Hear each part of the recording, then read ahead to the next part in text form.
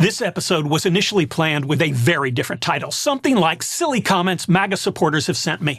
But along the way, as I wrote the episode, I came to a realization about Trump supporters, what I had learned from their comments, and in turn, I think the best way to influence them. So stick around for some silly comments still, and a conclusion where I tell you how to convert the Trump supporters.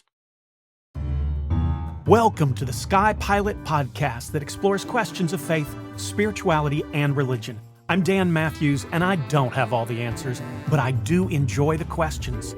Welcome to the podcast where every question is an invitation into a spiritual quest, and you're invited along for the journey. Hi, I'm Dan, this is Quark, and we're your co-pilots for today's spiritual adventure. Let's blast off. Let me ask you a favor before we get started. Please like and subscribe. I know every single YouTuber says that, but let me just remind you that when you do, life for you isn't going to be very different afterwards, but YouTube uses you as an example as who they should show my future videos to. So if you like this kind of material, your liking it helps it go to other people in the future, other people like you. Thanks in advance for your help. I have no idea how many sermons I've written and preached in my career as an ordained minister, but it's a lot. Think of all the insomnia that you cured. Anyway, let me tell you about how I feel when someone disagrees with me about something I've said in a sermon. I love it. Always? Yeah, well, no, not always. Sometimes when it's personal or it's insulting, no. Obviously, I don't like that. But let me talk about the types of disagreement that I absolutely love. When I was first ordained, I discovered the best sermons garnered some level of disagreement. And I called these sermons the station wagon test. The name is a bit dated, isn't it? Today, it would be better to call it the SUV test. But the type of car really doesn't matter, and you don't even have to have a car, right? If you live in New York City, it could be the subway test. In Cheyenne, it would be the pickup test. In Los Angeles, it would be the traffic jam test. People who live in Atlanta should not make fun of Los Angeles traffic. Okay, yeah, that's totally fair. Anyway, here's what I'm talking about.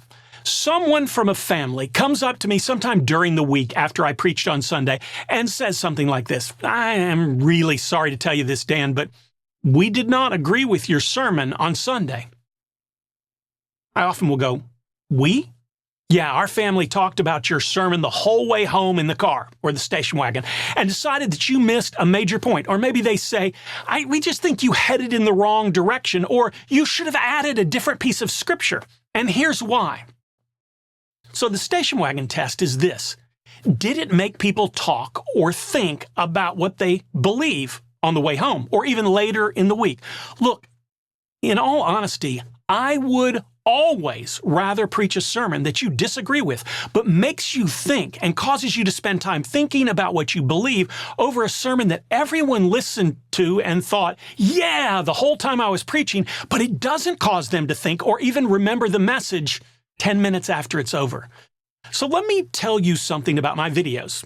And this doesn't hold true for my audio podcast version because there isn't an easy way for people to leave feedback from a podcast. My videos have garnered a lot of comments recently. No, not as compared to somebody like Seth Rogen, but if you haven't noticed and you've watched my videos before, I don't really want to be Seth Rogen. But my videos have garnered a lot of attention and comments, negative comments, from people mostly, well, almost entirely, from those people who are wearing red hats with 4 letters on them. And no, that's just a metaphor. Let me be honest. I don't have any idea whether or not they are actually wearing a red hat when they leave the message. Oh, and it just dawned on me. I'm pretty sure the title of this episode is going to bring even more of those. Okay, now here's the interesting thing. These comments have been almost entirely disappointing. Not because they disagree with me, but because they're almost always uniformly devoid of thought or real debate. I know many people who don't care for Trump and his MAGA minions will immediately say something like, well, that's because they're all stupid idiots. But first, that isn't true. They aren't all stupid idiots. I wish they were. I really did. That would make dealing with MAGA so much easier, don't you think? Now I'm going to say that the people who leave comments to my videos are also probably not necessarily a great cross-representation of MAGA supporters. Or maybe they are. I don't know. But they're the Trump and MAGA supporters that I have interacted with the most. So here's my reaction to their reactions. I'm really disappointed. There have been a few people who I've interacted with and actually had some good conversations. No, nobody changed their minds, but good conversations. But precious few. A whole lot of comments have come in the form of a challenge as to who I would prefer. So many people write a comment or an email like this. You may not love things that Trump is doing, but let me ask you this. Would you rather have him or Kamala in the White House? Kamala, 100%. Some of the people who have said this and with whom I've chosen to interact have asked something like this. As a person who professes Christ, how can you possibly believe that she is the more aligned with Christian values and more consistent with biblical teachings? To which my answer is simple. I believe she's the more honest and far more moral of the two candidates who ran for president. And I believe her own sense of justice is more closely aligned with what Jesus lays out for us in the Sermon on the Mount. Now, I want to be clear. I don't think she was chosen or intended by God, as many Trump supporters have said about him. I'm not saying that God wanted her. All I'm saying is that, that I'm a Christian, first and foremost. What I read about Jesus in the Bible leads me to believe that I should live my life and make choices that align with the Jesus that is revealed in the New Testament. It is that understanding of who Jesus wants me to be, how Jesus wants me to live, that causes me, to wish she were president right now, and that caused me to vote for her and support her in the first place. The simple truth is, I think she is far more truthful and trustworthy person. But having said all of that, at this point, that hardly matters, does it? Now, I have had a number of people say to me in comments, "You Democrats." So let me be clear. I'm not a Democrat. I bear no allegiance to either party. And if a better, more moral candidate arose who was a Republican, I would freely, gladly vote for that person because they align with what I believe God's calling me to do. Now, you can disagree with me. You can call me names. You can cast aspersions upon the choices that I make. I fully expect that following a video like this. But please don't mistake my allegiance. My allegiance is to Jesus Christ, and any other allegiance I have either fits with my faith or gets pushed aside. Now, one of the things that is interesting to me is the number of people who said things like this. You don't like what's going on? Well, I still choose him over Kamala, Biden, or Obama any day. Which to me is such a strange argument. Look, let me explain a little bit. I voted for Biden, and in general, I was mildly disappointed in his presidency. Not because he actively did things that I thought were troubling, but because I was, shocked by how little he did. In my book, Biden's presidency was a disappointment because he seemed to be biding time. You should have said Biden time. I totally should have. Okay, one of those things I love about Christianity as a faith are the stories that we have in the Bible. Jesus, according to Christian faith, is human perfection. The rest of us, not so much. The New Testament is very willing to show the failings of the disciples. Jesus, we assume, is always doing the right thing. Everyone else's motives and actions get questioned and challenged in some way. And I love that. I love the fact that the leaders of our fledgling faith, Peter, James, John, Thomas, the rest of the disciples, are all seen as fallible and making mistakes sometimes. Great heroic actions, great faithful actions, but also fallible at times. In the same way, I prefer to view political candidates not as a personification of one being good or personification of one being bad, but in a more nuanced way. I like listening to people who are willing to acknowledge the fault and failing of their own candidates, just like I just did with Biden. And yet many of Trump's supporters, it seems, can't even say, yeah, I wish he hadn't done that, or I'm not comfortable with his position on that.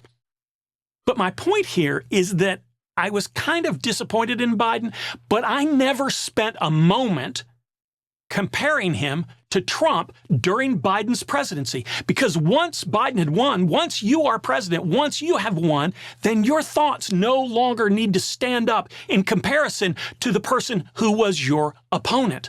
At that point, your thoughts, your actions, what you do, your policies need to stand and fall on their own merit. Many of the Trump supporters don't seem to get this. They're still wanting to compare their president to the other candidates against whom he is either no longer running or some of whom he never ran against in the first place.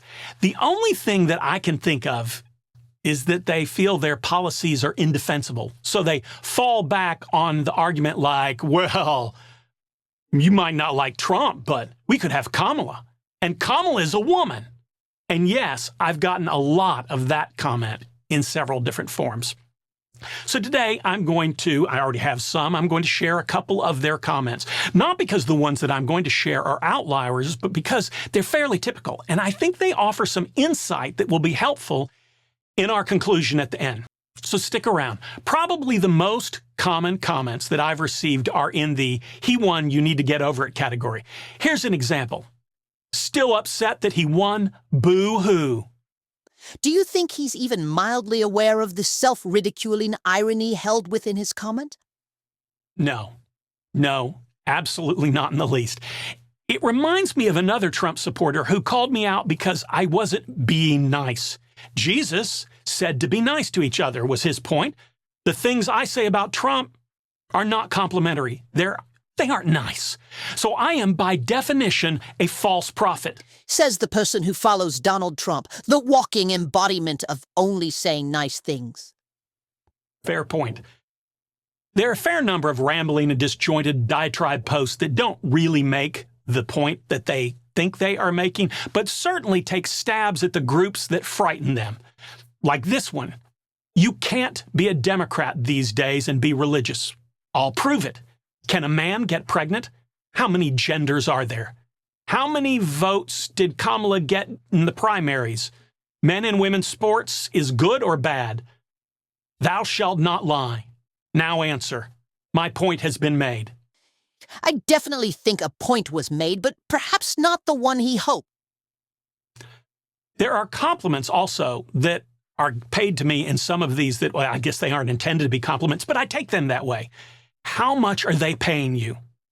Another one implied that my video was too well written and produced to be anything other than professionally created. One guy posted that he had reported me for using sneaky, disingenuous tactics and being something other than what I say I am.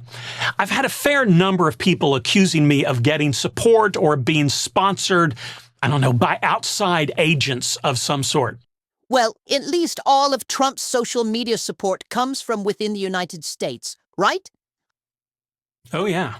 No one is Russian to say otherwise. Nicely done. To the person who said that the quality of my videos proves I'm a sneaky, sponsored YouTube channel, first, a genuine thank you. And second, an equally genuine suggestion that you really need to up the quality of the videos that you watch. Oh, someone recently pointed out that I am speaking to a make-believe stuffed animal. I won't really argue that point, but I will clarify. Just to be absolutely abundantly clear, he's not make-believe. Quark is genuinely here. I just wanted to say that. So if the person who made that comment thought he was genuinely make-believe and only you could see him, truthfully, I don't really know what to say to you. I'm not sure what advice to give to you. Number 2, and Quark is quite sensitive about this one, he isn't an animal. Sure. We must be very clear on that point, mustn't we? Yes, we must indeed. And anyway, stuffed animal sounds so common. Indeed. The term you prefer? Luxuriant synthetic xenobiological replica. Oh, that absolutely rolls off the tongue easily, doesn't it? One of the people who commented on a video said, "Congrats, you got boosted because you have the establishment message." Here's my problem with so many of the comments. Many people say something like, "You're only here because we are valiantly struggling to fight against the establishment, and you do nothing but spout the establishment line." So at this point, we should have another point of clarification. The essence of being anti-establishment is resisting those in power, questioning authority, and pushing back against the ruling elite. But when your leader is the establishment, controlling the executive branch, appointing judges, shaping policies, wielding immense influence, continuing to frame yourself as a rebellious outsider starts to lose meaning and just actually kind of makes you look goofy and out of touch. So perhaps it's time to pivot. How to convert the Red Hounds. Okay, fair enough. All of what I've presented and talked about so far is background and support for what I'm going to say in the rest of this video. First, we have to get over our longing for a mic drop moment, that somehow we are one post, one quip, one shared thought away from a dramatic conversion of the Red Hats. We aren't. That's not how this works. That's not how it works. That's not how any of this works. Allow me to explain. When I was a newly ordained Episcopal priest, I worked at a church in downtown Chattanooga, and I would, with some regularity, leave the church on foot and walk to someplace downtown to eat lunch. On the walks, I frequently encountered street corner preachers trying to convert people. And here's my point. People on the internet are like the Christian preachers I used to watch shaking their floppy Bibles while standing on the street corner, verbally accosting people as to how they are sinners and going to hell. The best I can tell, none of the corner preachers ever converted anyone. I never saw anyone stop, ask a question, or even be mildly interested in their shrill announcements. Wait a minute. They wouldn't be out there if they didn't occasionally bring someone into the fold. Yeah. Is that true? Because I'm not sure it is. Are there people who join their churches? Absolutely. I guess there are.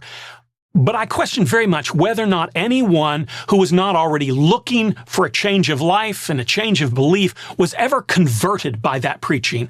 That type of preaching is more about, well, the gloating and the smug feeling that you have for having yelled at the people you consider to be sinners than it is actually bringing people into the fold.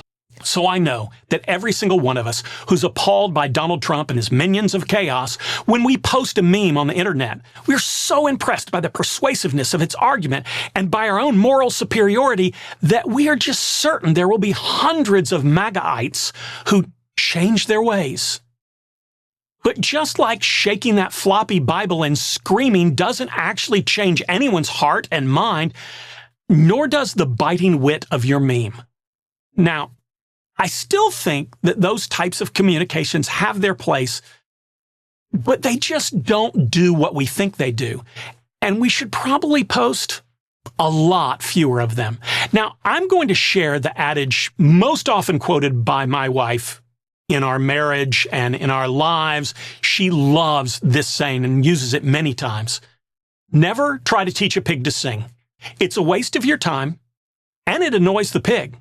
Are you saying that in the end they cannot be converted? No, I'm not saying that. I am saying that those things that people are posting on their Facebook account thinking that someone will read the argument and be converted is not going to work.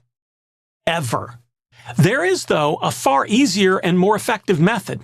My theory is that MAGA followers have no problem with the inconsistencies or even outright hypocrisy in their own movement, so pointing these elements out to them is not going to elicit change. Again, let me say, ever. But they are profoundly motivated by the power of the herd. I've received quite a few comments that basically say the vast majority of Americans agree with us now, so we get to have our way. Numbers and being in the majority is very important to them right now. They like being part of a big, powerful group. They like being part of what they perceive to be the overwhelming MAGA tide sweeping the nation. What they are not influenced by is arguments. What they are influenced by is numbers. I was shocked by how the negative comments to my videos increased exponentially after Trump was elected, and then later jumped significantly again after he was inaugurated. His followers feel safe in what they perceive to be the growing herd. But recent polls and I mean really recent polls, have suggested that the honeymoon period for Donald Trump and his followers is coming to an end. His favorability polls slipped 3 points in the last week alone. So if you want to stop the red tide and begin to change momentum, I suggest two things. One, I have noticed that many of the people who want to resist Trump and his movements are only posting on their own platform. In other words, anti-Trump sentiment is kept mostly to people's own Facebook pages or whatever your social media of choice is. Trump supporters feel safe right now and have become far more vocal in far more places. Those of us who are disturbed by him and his movement, we, if we're honest, don't feel safe right now. So we tend to limit our posts and concerns to places where we feel less threatened, like our own Facebook page. My videos right now get more private comments to me than public ones from people who like the content. And that tells me a lot. So here's my suggestion. First, just be active in supporting positive reporting, positive things out there outside of your own Facebook page, and let your voice be heard beyond your own accounts to make your likes and supports heard. We aren't affecting change right now, not because we haven't found the right meme, but because, well, we need to be clear that there are more of us than we are showing right now. And there are plenty. We just need them to be willing to stand up vocally and be counted. Next, and most importantly, when you see something that is contrary to what you think is really the values of your faith, or the Bible, or the Constitution, or contrary to the laws of our nation, say so, but simply. Your argument and wit carry almost no weight, but your willingness to be counted does. Stop to think about the power. If the internet were flooded by comments to stories about something wacky Donald Trump, something awful Donald Trump has done, one of his shenanigans, if the internet were flooded by comments to that story with nothing more verbose than, "This is not okay," tens, then hundreds, then thousands, then tens of thousands of people just saying, "This is not okay." If the Trump supporters saw a growing tide of people who simply said, "This is not okay," or "No," there would be a genuine diminishing of support for Trump and his policies. Because this is important. Remember that MAGA is a herd. They react to what the herd is doing. And when they perceive that they are not part of the dominant herd, they will begin to abandon ship. And that's all for today. Look, my suggestion for how to change the direction of our nation, how to convert the red hats is this. Be bolder, in more places, more vocal, but with fewer words. Thanks for watching to the end. I encourage you to give this video a like and subscribe out of solidarity. Hopefully we can get more people to be part of the growing resistance to Donald Trump and his minions of chaos. And on your spiritual journey, may you ask questions, seek answers, and boldly go wherever the quest takes you. Thanks for joining us here today and being part of the SkyPilot Faith Quest community. This is a great place to ask questions you wouldn't feel comfortable or safe asking in other places. And remember, the sign of a strong faith, solid religion, or healthy spiritual journey is not certainty, but that you keep asking questions.